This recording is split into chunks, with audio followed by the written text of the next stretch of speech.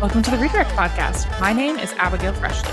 And I'm Emily Rojas. The Redirect Podcast is a show where we shift the conversation back to books. We discuss themes from some of our favorite books and how those themes show up in real lived experiences. On today's episode, we're book clubbing a mutual favorite summer read, The Pairing by Casey McQuiston. But first, if you've been enjoying the podcast, we would humbly ask that you support us in a few very, very simple ways. First, you can leave us a 5-star review on Apple or Podcasts and let us know that you love the show.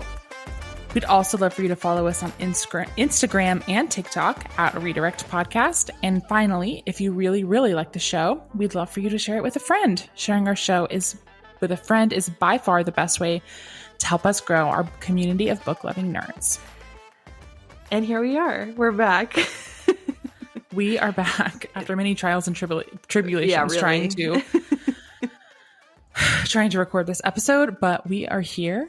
Yes. And we're going to do a different episode about scary books, but then we realized that we don't really read. That's true. We don't read a lot of scary books.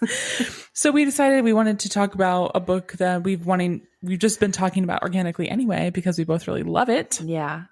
I always feel like book clubs are great because when we do our little recommendations at the end, I feel like you don't get to, I've been dying to talk about this more and we don't get to as much when it's just that little, and you don't want to give too much away. But in the book club episodes, it's like we could do full spoilers, talk about every aspect of the entire book and everything we liked, everything we disliked, all the plot points. So that's why I'm excited to do this. And obviously I love this book. And so to that end, this is a really good book. Mm-hmm. You should read it. Yeah. And maybe go read it instead of read it first and then listen to this because we're going to spoil it. We're absolutely going to spoil it. Or if you don't feel like this isn't your kind of book, then just listen to this and enjoy and feel like you know what's going on. So either way is fine. Yes. So this book is by Casey McQuiston. I don't know if they've written more than these 3 books, but their 3 most well-known books are Red, White, and Royal Blue, One Last Stop, and now this is The Pairing. I believe they have a few other books, but yeah, those are definitely the most popular. Yes. And I have loved all 3 books that I've read by Casey McQuiston. You famously did not like One Last Stop as much, but we did. This is one of our very first podcast episodes, was book clubbing Red, White, and Royal Blue right before the Amazon Prime movie came out. So that was kind of my first intro. Actually, I think I read One Last Stop first, but it was around that same time. So that was my introduction to Casey McQuiston. And since I love both those books, I felt like I had to buy this one. And I had my doubts, honestly. I did see some people who didn't love this book as much as me, but really? I should have known. This book is made for me. I feel like, honestly, people don't like, we're diving in, I guess. But I feel like a lot of people don't like exes to lovers. I don't feel like a lot of people like second chance romances. That is true. However, I was pitching this book to some friends the other day, and I mentioned that it was second chance. Uh-huh. And then one of my friends was like, okay, wait, but is it second chance with enough time for them to have grown in between? I think when people don't like second chance, they don't like when a couple broke up and then got back together, but nothing has right really away changed. Yeah, I agree. Nothing has changed that would inform the circumstances that informed why they broke up in the first place. So now you're just like, okay, well, I'm unsatisfied with the pairing. I'm unsatisfied with the couple ended up together resolution. Because there's big foundational issues. Right. Totally agree. Although I also like that. I don't mind. But I do think this give it a chance, even if you don't like second chance romance, because there is 4 years in between. So do you want to just dive into a plot summary since we're talking about it already? Yes.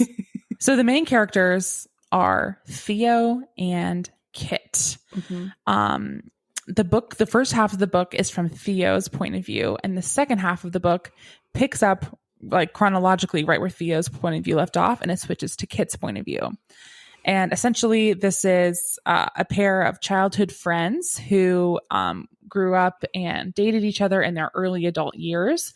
And then based on a bit of a miscommunication and also some just personal differences and ways that they needed to grow, they had a breakup and they did not communicate for 4 years. But when they broke up, they were en route to a food and wine tour of Europe to do together. And they couldn't like get the trip refunded, but they had to use the tickets within the next 4 years or they expired. And they both happened to take these to do the tour on like the last month possible. Mm-hmm. And they are on this tour together, and they're like one of the only 2 single people that not like single, but like the solo only 2 travels. people who like, went solo traveling. Yeah. And so they're kind of thrust back into each other's lives on the trip that was the impetus for their breakup.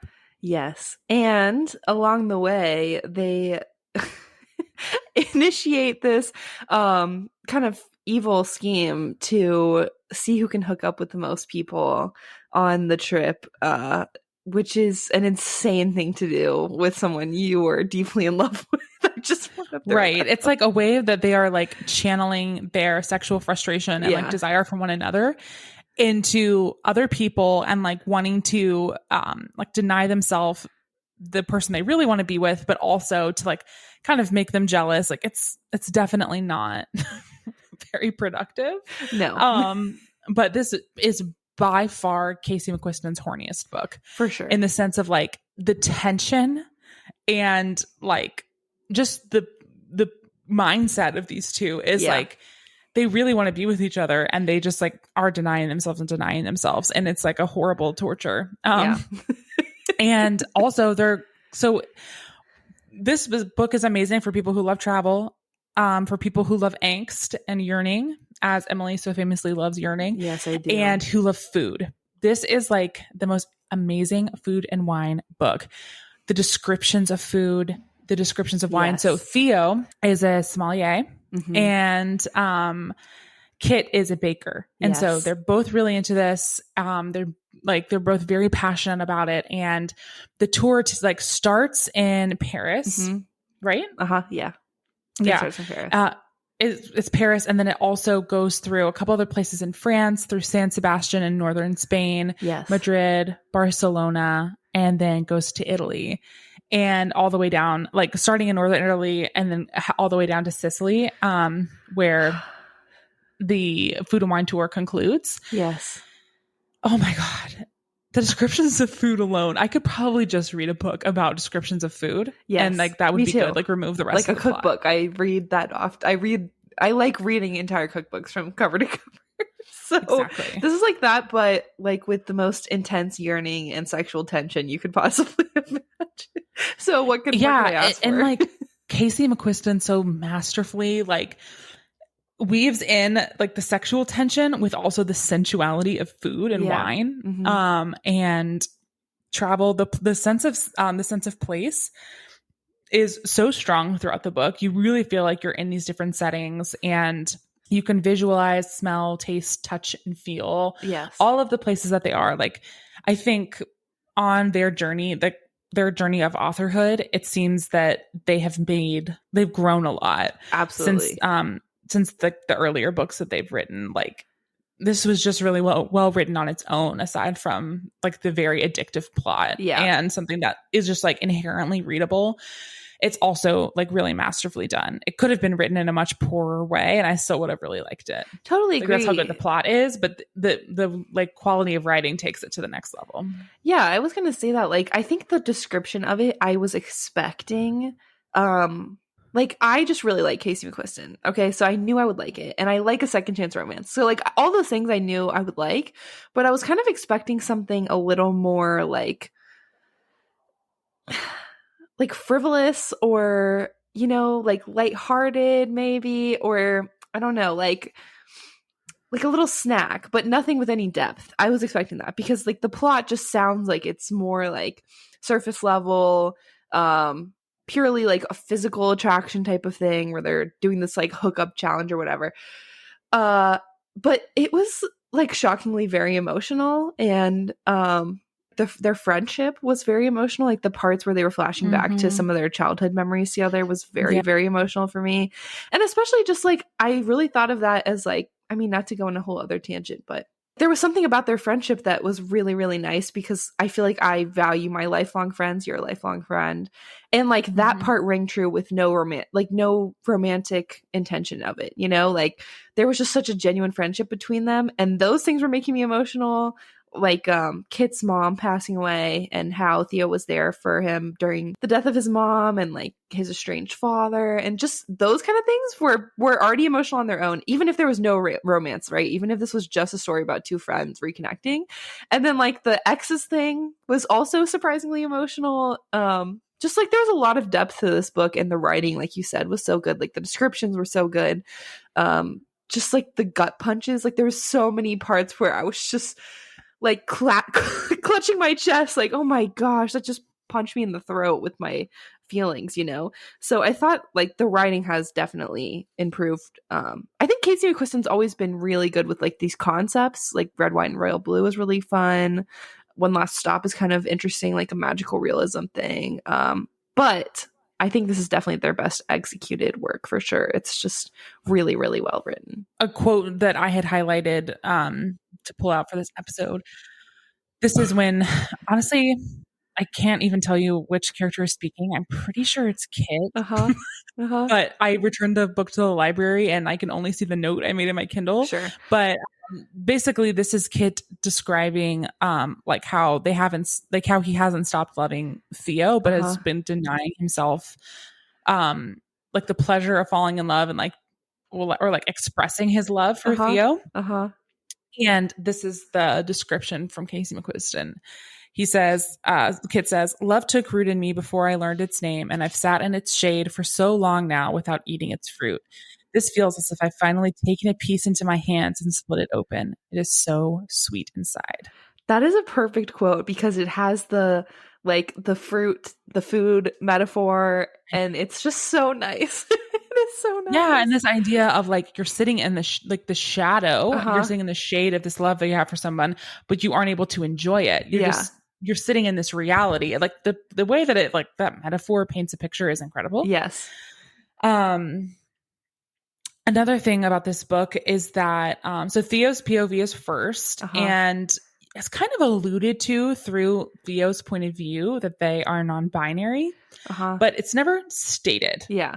And then in the second half of the book, Kit is using she, her pronouns to think about Theo until Theo has a conversation with Kit where they're like, "Hey, I don't think I'm a woman. I don't know if Theo even says non-binary." Yeah. I think maybe. I think they so. use the word I think so, non-binary. and says they use they, them pronouns. Yes. Like, or they've started transitioning like, to using those with some close friends or whatever.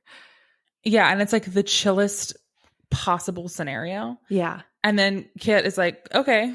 Yeah. Yeah. And I really loved that like approach. So Casey McQuiston writes queer books. Casey McQuiston also identifies as non-binary. All their books center queer characters in some way. And it's like one thing that I really enjoy about their writing is that they don't make the trauma of being queer the center of the queer story. Absolutely. It's just a story about queer people without centering like the pain of like being rejected when you transition or you come out, or like the oppression that you feel. Like those things are true, but also like a queer person's life is not quarantined to like just their trauma. Yeah. I read this full interview with Casey McQuiston in Rolling Stone that just came out prior to the release of this book, and I'll link it in the show notes. But they were talking about writing Red, White, and Royal Blue, and how they at that time were not out as non-binary to like their friends and maybe to some friends, but not to their family. And they realized like, oh, I'm going to have to talk about why I wrote a queer romance. And I feel like that's going to make me have to say that I actually do identify as part of this community. And I'm not, I have to come out to my family first, like before this book comes out, basically. And so then they talked about how that experience really inspired this book of like Theo's journey. And like, it's heavily inspired by their own journey as, you know, discovering their identity and then coming out to people they're close to. And I really like this quote where they said, people seem so doubtful that trans and queer romance can exist in this pleasure space of romance and simply be there to exist, where they're not teaching you a lesson, they're not opening your mind, they're simply there in the way everyone else is there. In the eyes of publishing, relatability is key. They see everyone who picks up a romance book as straight, cis, white woman who's 35, has 2 kids, a husband, and listens to Taylor Swift. They think that person is incapable of imagining or relating to experiences outside of her own, and I don't find that to be true. I just really liked that because, again, like, I don't identify, obviously, as non-binary, but this was such an interesting, like you said, the first part, you get, like, hints of Theo's journey. Like, they talk about maybe like style changes they've made or like internal changes they've made, but they don't especially or like specifically call out like, I am now non-binary. But then you get in Kit's perspective, them Theo coming out, and it's like, it's just so nice. If you have no experience with that, you really can understand a lot more of like what that experience would be like in a non-traumatic way. Like you said, it is just a part of this book that isn't even the main part. It's just this little side plot that's just integral to who Theo is as a character, but and like important to their relationship as they come back together, that like Kit is someone Theo feels comfortable being themselves around, and that like now they feel like they can be more open with each other, but like it's not the main thing and it's not a traumatic thing, like you said. One thing I really appreciate about kind of normalizing Theo's experience is that all of us, no matter how we identify on the gender spectrum, express our gender in a range of ways. For some of us, our gender is on a larger spectrum, or I guess a wider spectrum of the way that we like to express ourselves. And for some people, it's on a more narrow spectrum. And it may be like far to one extreme. So, you know, there's some people who identify as a woman and express that through their clothing choices and their hair and their makeup choices by dressing hyper feminine, because that is what they feel most comfortable doing and like expresses themselves. Well, some people like identify as being a woman, but also don't really like wearing dresses and pants and, you know, maybe like things that are traditionally a little bit more masculine, but they still identify as a woman. Well, they don't have to be non-binary to decide like how you want to express yourself on this wide spectrum of gender. Yeah.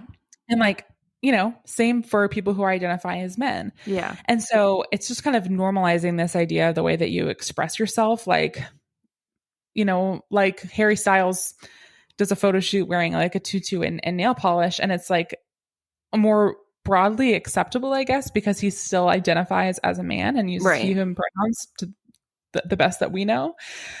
But like, it seems otherized if you come out and say that you're non-binary, but it's just that you have this wider set of data points that, or like wider set of expressions that you might use to express yourself in the way that you feel on the inside. And so I appreciate how like chill it was talked about. Yeah. Because, it is chill. It's something that everyone does. Yeah, I think that's what I'm trying to say is like everyone, or I think that's what Casey McQuiston was trying to say in her interview too. Like everyone can relate to the experiences of like figuring out who you are, coming into your own identity, you know, changing how you express yourself in the world, changing how people perceive you, and falling in love and getting your heart broken. And like those things can be universal, even if your experience isn't exactly this. And I think it's so easy to other people when you don't understand or you don't know anyone. And like books like this are great because it's like, oh, Theo is just like a normal person and is experiencing things this exact same way I do. And it's almost even kind of sneaky because like you don't know the whole time. And then you're like, oh, I love Theo. And it's like, you know, a little way to just experience that without really knowing you're even experiencing it. Yeah. And like, I mean, in this book, Kit is cisgendered, but they both identify as bisexual. And that's something that they both identified as before Theo began identifying as non-binary. And it's also just so casually mentioned and like just kind of so like it just doesn't, you like in the way that these two characters talk about it, you would never be like, well, how do you know? It's just like we hear them, we see their internal thoughts about the other one. Yeah. And the thoughts are never like, I like Kit because he's a boy. Yeah. It's like, oh my gosh, like this feature of Kit I love so much. This feature of Theo I love so much. I love their hair. They seem even more like them. Yeah. The way that they look on the outside really expresses the things I love about them on the inside. Right. And that's all of any of us are really doing anyway. You know what I mean? It's like, I don't think in my head like, oh, I love my husband because he's a man. Yeah. I love my husband because he's he. He's him. He's who he is. Yeah. Exactly. And so it's just like, it's just kind of very subtly in a very like approachable way, just kind of like deconstructing these ideas of like these kind of made up categories that we invented. Yeah. And in a very lovely way. Yes. That, like in so many ways, like both of these characters are approaching all of the world around them using their senses. Yeah. Like the things that they smell, taste, see, feel. And they're just doing that with each other too, which is a really cool way when, especially like for Casey McQuiston to describe it, especially like up against this drop of them like experiencing food and wine and culture. Yeah, totally. Agree. Great discussion. I also want to talk about the dual POVs. So it starts off, the first part starts off with, like we said, Theo's perspective. And there's one little page or a couple pages. It's like the beginning from Theo's POV, Theo's version as it's called, which was very Taylor Swift vibes. And then the end, Theo's version. And I loved this actually. And then it's the same thing halfway through the book. I think it's after they kiss for the first time. Is that correct? They kiss for the first time and it switches to Kit's perspective. And it does the exact same thing. There's one page that's like the beginning, Kit's version, and the end, Kit's version. And neither time does it actually really tell you what happened between them. But like even the beginning, like it's talking about the beginning of the relationship.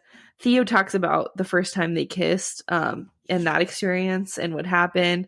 And then the end, Theo talks about like immediately after they decided to break up. But you still don't really know why. And then when you go over to Kit's version, if I can find it, the beginning, like Kit's version, he talks about like the beginning of his life. And then he talks about meeting Theo for the first time as a child. And then the end, he talks about like kind of some events that led up to their big fight that ended it. And so it's like, I just really liked that feature. I don't know why, but I just liked it gave like a really nice transition in between the two. And I like how because I like it when it's like an alternating POV, like every other chapter. I really like that. But this was kind of even more amazing because the whole first half of the book, you don't know what Kit's thinking.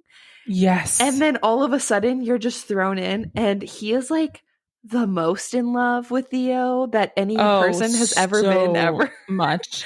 And to the point that it's like, oh, Theo like is still figuring stuff out about if they love Kit. And like Kit has still in the restaurant. Yeah, he never left.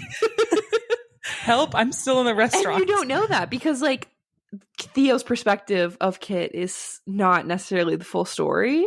And so I really, really liked that as a way to structure this book. And then I also just liked, like, again, speaking to the writing of Casey McQuiston, like the writing was different. Like Kit is much more like poetic and expressive.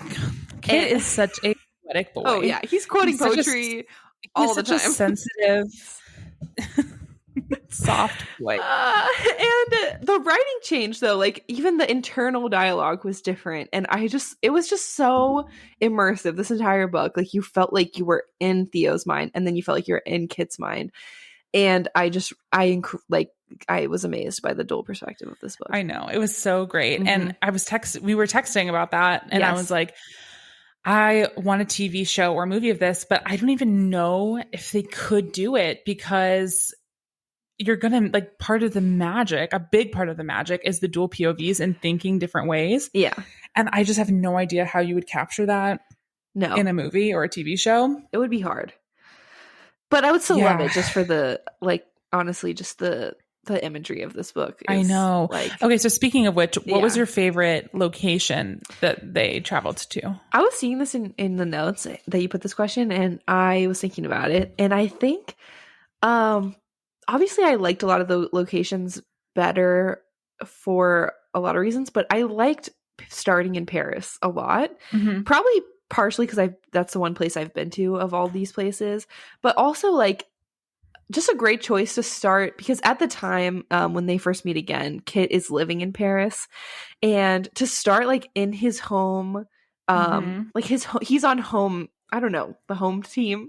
Not good at sports metaphors. He's on home field advantage. Yeah, home field advantage. He like you get to see him in his element, which is like one perspective of what his life has been like, and Theo is able to kind of write this whole imaginary world for him that may not be true. But I just liked that he has his friends, he like knows things, like he's taking control of these situations, and I really liked that. I like that as a starting place. So I'll say that's my favorite place. But I liked a lot of the other places too. Like it was all sounded so beautiful and made me want to go to all of these other locations. Mm-hmm. What was your favorite location? I have been to several of the locations actually. I have been to San Sebastian, which I think was my favorite. Just because like I could picture it. Yeah. I went to San Sebastian right before I did my Camino. And then like on that same trip, I went to Madrid and Barcelona. So I think like I'm just also maybe associating it with like happy memories of that amazing trip. Yeah. Of course. But I really felt like I could connect with San Sebastian, and like then they go swimming and like there's like all these rock whatever, and I could really picture that. And I liked and that's where they ended up going back to, right? And they end up in San Sebastian where they open up their store together. I think so, yes. So maybe it's partly why I was liking that too, and it was kind of neutral ground for them. So like no, they ended up in Saint Jean de Luz. Okay, then not San Sebastian. I had to flip to the end. So yeah, I loved that. I would say like food wise, I really liked, and I don't remember where it was, but they did like a pairing dinner, and it's kind of the first time you really get to see Theo like knows a lot about what they're talking about in terms of wine and like the food pairings, and they're kind of like showing off. I think that might have been in Paris, honestly, or the very first place they went. But I really liked that scene. Like that was just cool to me, and I think part of Theo's character is like they previously struggled with like executive function and feeling successful, and then to have this moment where they're like showing their greatest strength, which is this like ability to understand wine and talk about it and describe it in interesting ways. I really liked that moment. So yes, I loved anytime they described a pastry. Yes. I was just like, I have to eat that immediately. Yes, I want to eat that so bad. There was a lot of pastry discussion in France and in Spain. Yes. Less in Italy because there are less pastry people, I think. But it was just awesome. And also, quick rec, not out of a book, but did I tell you how I watched the documentary Somm? You did tell me that. Okay, well, let me tell the listeners. Tell them. So after reading this book, I was like, oh my gosh, wine. And so, because there's like so much discussion about wine in this book. And so anyways, I ended up watching this documentary called Somm. And it's about 4 guys who are studying to become a master sommelier, which less than 200 people in history have ever achieved. And anyways, I learned from this thing, like these people are crazy. And honestly, the quality of the documentary is not like the visual quality isn't very good. It's like kind of old. But I learned all about this like deductive identification test that you do for wine, and like all these different notes and things that you try and taste and like see and smell and all this stuff. And so the day after I watched, I had some friends over, and we had a bottle of wine, and so we did it with the test. And I was like, oh my gosh, this is so fun, and I feel like I'm learning so much. So anyways, recommend that documentary to people who may be interested. It's really good. Okay, wow, I'm interested. I feel like all wine tastes the same to me, so I obviously know that's not true, but I would love to refine my palate some more, especially after reading this book. Yes. Okay, I want to read this one part. This is right before the point of view splits. I texted you. This like broke me. But the whole time you're calling Kit Kit, okay? And then it said, Theo says, this is like right before they're about to kiss, right? Theo says, something you need to know about Kit is his name isn't actually Kit. His parents started calling him Kit because he was quick and wily like a little fox, and it was easier for his older brother to say it, so it stuck. But his real name is Aurelian, the golden one. It fucking suits. I don't know why that just ruined my life. I know. And you're like, yeah, he is. Because the whole time, like, that's exactly right. Like, he's just this golden boy. And then, like, there's Theo's, like, I don't know. There's a part that I couldn't find again. But there's a part where Theo talks about, like, sometimes you have to, just to, like, get through a breakup, you have to make the other person into something they're not. Like, you have to remember them worse than they were, because that's the only way you can get through it. And I just, like, this to me was this moment where that version of Kit fell away, because, like, Theo was trying so hard to remember Kit and, like, the worst parts of him, and, like, this, like, flaky or, you know, flirty and, like, not serious. And then it's like, no, like, when they kiss, like, he's the golden one, and I do still love him, and, like, the resolve to remember him as worse than he was has kind of fallen away. And that was really fascinating to read. Yeah. Totally. Like, you know how they say that, like, anger is a secondary emotion, and it's usually like you feel it because you're not, like, it's covering up something else, like sadness or, you know, jealousy or despair, or envy or something like that. And it's like, I think some of the most painful heartbreak can be when the other person didn't do anything wrong. It just didn't work out. Yeah. Because then it's like, you can't even, like, vilify them for anything. You just, like, so it's like you're you almost constantly have to. thinking, like, oh, what if it had worked out? Or, like, what if, you know, this one thing had changed, or, like, my reality had been different. Because they're still, like, a perfect person that you had hold no animosity to. And so I feel for Theo that they go on this trip and Kit is, like, not the bad person that they had made him out to be in his mind. Yeah. It's like you have to, then Theo's forced to, like, reckon with Kit when they have blocked Kit and not talked to him for so many years. Then, like, you have to deal with it, you know, in real life. This is the other part I wanted to read. It's talking about I'm so sorry. After Kit's mom died, and how it says, okay, I was 13, Ollie was 16, and Cora was 10. None of us knew what to do, not even Dad, especially not Dad, but Theo somehow did. They were close enough to our family to know what each of us needed, and removed enough to do the things none of us could. All summer, they skateboarded 2 miles each way from their house to mine. They asked us our favorite meals, wrote us lists of ingredients, and assigned Ollie to grocery shopping. They knew I loved baking and Cora loved cakes, but that Mama's recipes were unusable for now, so they borrowed cookbooks from the library and shoplifted issues of Good Housekeeping from the drugstore. And when I couldn't fall asleep for days at a time, they climbed into bed with me and read out loud from my favorite book, The Silmarillion. Mama read it to me when I was 6, I told them. In French, right? Theo asked in that simple, direct way of theirs. Well, I'm reading it in English, so it's different. By then, I had known for years that I loved Theo, but in my bed in the desert that unthinkable summer, I knew that no matter what happened between us when we were older, they would always be the person who did this for me. That would always matter more than anything. And then eventually, Kit got some lines from that book tattooed. And that's, like, kind of at the climax of the book is Theo realizing, like, oh my God, that's why you got that tattooed. Oh, it's so sweet. What did you think about the fake out at the end that they weren't going to be together? I was so mad. But you know why? Because I kind of, like, I had a moment where I didn't trust you. Yeah. Where I was like, oh, you would read a book where things don't end happily. That's like, fair. You know, like One Day, for instance, which we used to discuss on this podcast. Yeah, fair enough. I was like, oh my God, Emily just set me up to read a book where it ends in pain. Yes. And then I was like, I cannot believe this. I cannot believe I have read this book that was like drugs. Yeah. And they're not going to be together. Yeah. And then I was angry for a hot second. Yeah. I almost did the thing where I skipped to the end of the book just to like make sure. But it was a quick fake out. It was a Yes. quick head fake. And then we were back to like happy times. Yeah, and I will say I don't like a third act breakup, but this felt different than that because it felt like earned. Because it felt like you had to know that both Theo and Kit had become unselfish enough to be able to say, I don't want to hold you back anymore. I don't want to like keep you from your dreams. Like, especially Theo, I think like you had to see, and Kit, honestly, because like why they broke up was Kit sort of trying to take control of Theo's life in a way.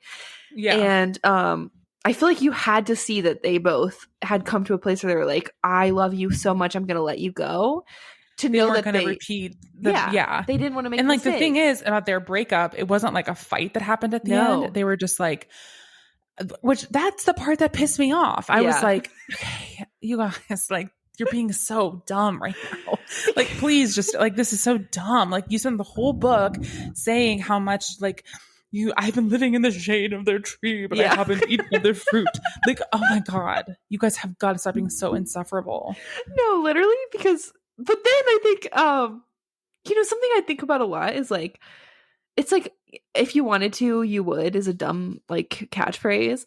But I think at the end, it's like, honestly, because like people break up because of long distance. People break up because like they go to different colleges. People break up because like they get a job somewhere else. People break up because of all kinds of reasons. I'm not saying you're invalid, but if you really love someone, I think you would make it work as much, like you would at least try.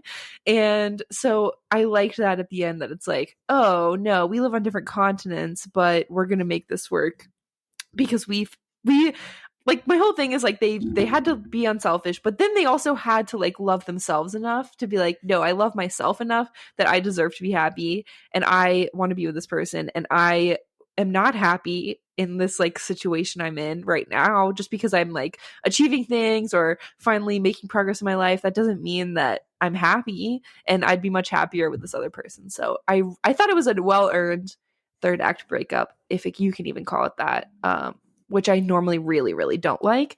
But this was, I think, important to the plot. And it was a really nice moment at the end. Theo, gets off the plane, very friends. And then Kit opens the door to go to the airport, and, they're already standing there. I love an airport run through the airport scene, like in Happy Place. Yeah. Yeah, I'm sorry. I literally have watched Friends so many times, and I don't even care. Like Ross and Rachel, I get they're toxic. I don't care. Every time he's saying, "Get off the plane," and then she's right behind him and she says, "I got off the plane." Like every time I will cry. Did you get off the plane? Did you get off the plane? I got off the plane. I'll cry just talking about it. It just gets me. We have so few things in this life that can give us hope and joy. You know what I mean? Like, let's get off the plane, you guys. I think it's okay to just like things that are cringe. Like I was saying, I was in a wedding this weekend, and I was talking to the bride, and she was like, whatever is cringe. And I was like, here's the thing: weddings are cringe. Yeah. The whole everything about weddings is cringe. Yeah. Who cares? Like, we do it because we have so few things in life to celebrate. It's nice. Yeah. Like it's joyful. Not? People come together, and like if that's cringe, then like whatever. I don't care. Yeah. Then be cringe. Embrace the cringe and be happy and be free. Truly. I loved it. I love this book. I will read anything Casey McQuiston writes. You've got a fan for life, Casey. FFO. Anything okay, we'll else? read it.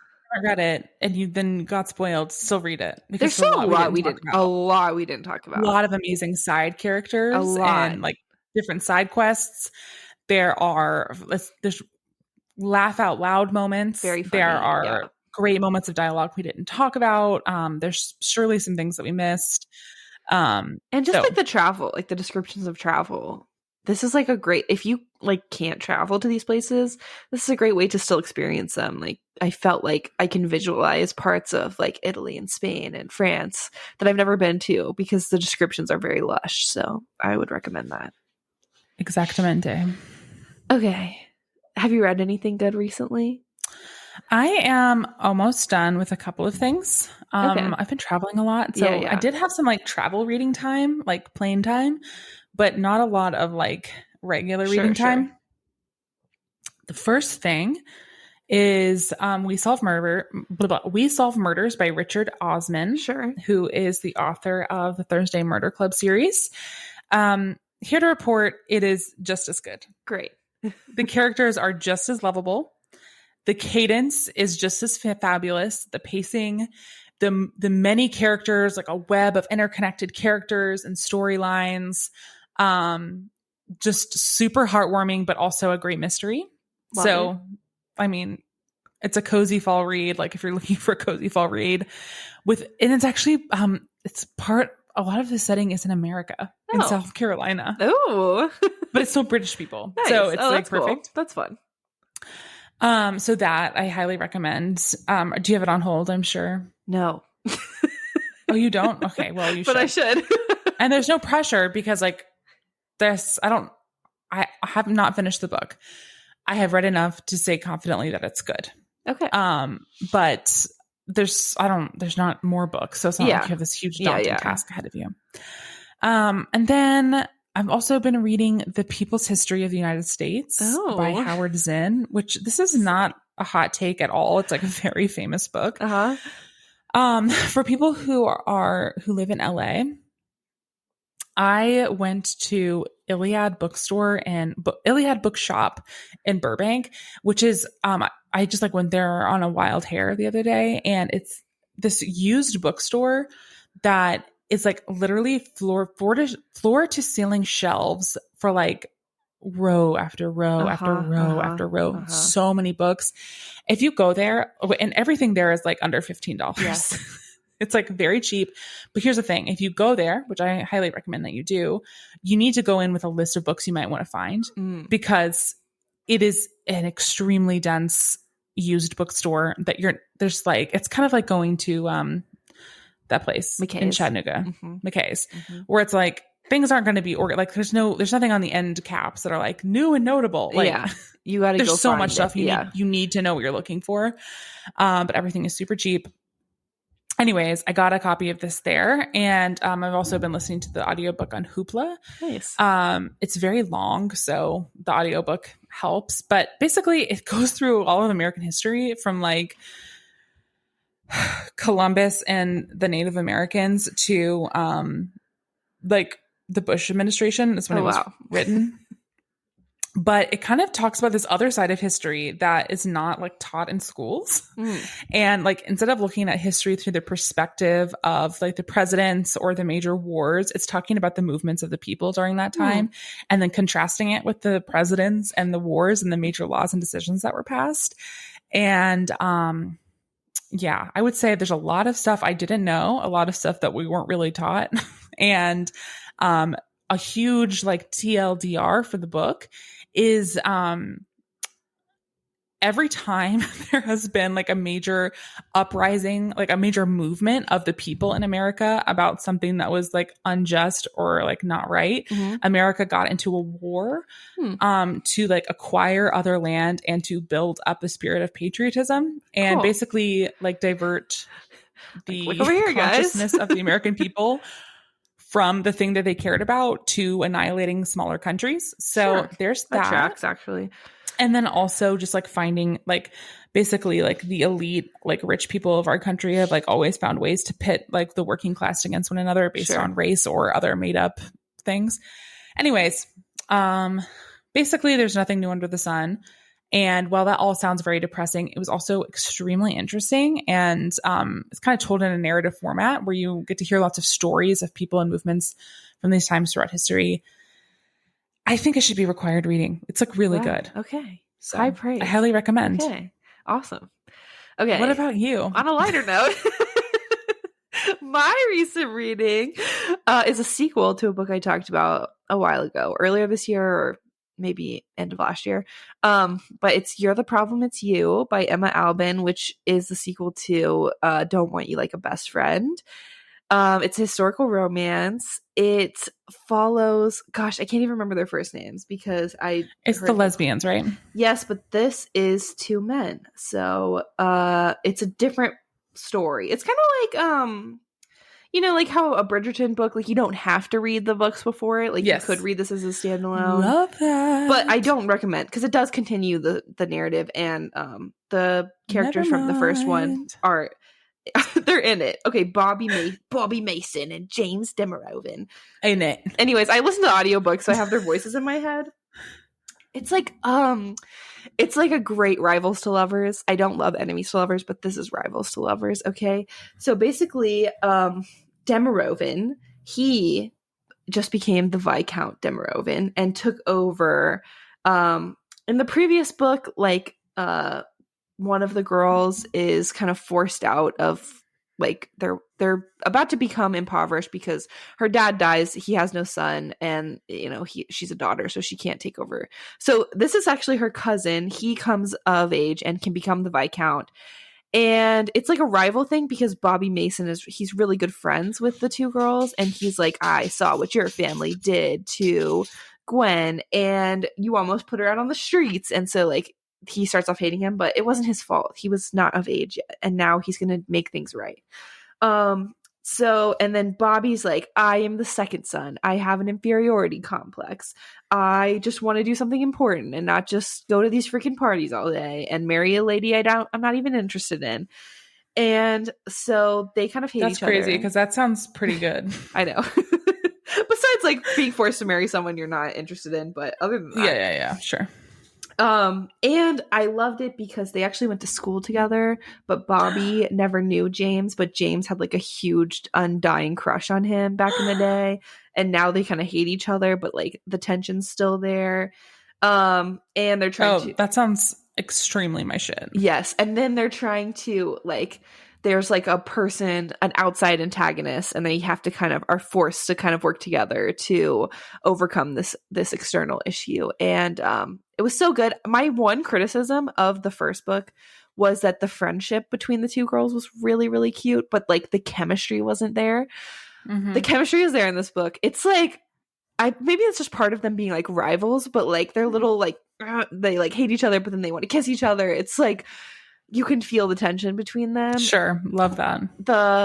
It's again, if you read the first one, it's nice because you get kind of a continuation of some of those side characters, but like these two characters are really nice. It was fun. I listened to the audiobook while puzzling, and it was like the best way. It was so good. And they had two different little guys doing the voices, British guys. You felt like I feel like I know these people now because when they do like they had such good voice actors where they were like emoting, and you could feel like the anger or like the frustration or the sadness or the happiness. Like you could feel all that. So I really recommend the audiobook. Very highly recommend this. It was so good. It was such a big improvement from the first one, which I already really liked, but this is like, okay, you're getting even better. I'm a big fan. So highly recommend. Great rack, Emily. Thank you. It was really good. I'll have to put that on the list. Add it. I have a long list I know, now, unfortunately. Go on there. I also like happened to buy a bunch of other books at Iliad Bookshop. Sure. While I was there, so now I have these like books. So yeah, they tend to stack up, and then once you read them, more come. I will also say that like every year I'm like, oh, I'm not trying to like read a certain number of books, but I've fallen into that trap a little bit because I know that if I just pick up my pace a tiny bit, I can get out to 100 books. Yeah, and I'm falling behind, and I know it's okay. I'm in this place now, and I'm like, oh my God, but I really want to reach 100. Yeah, I totally get that. The numbers are arbitrary, but they do motivate. Yeah. Anyways. All right. Well, all right. See you guys next time. We'll catch you on the flippity flip. Bye.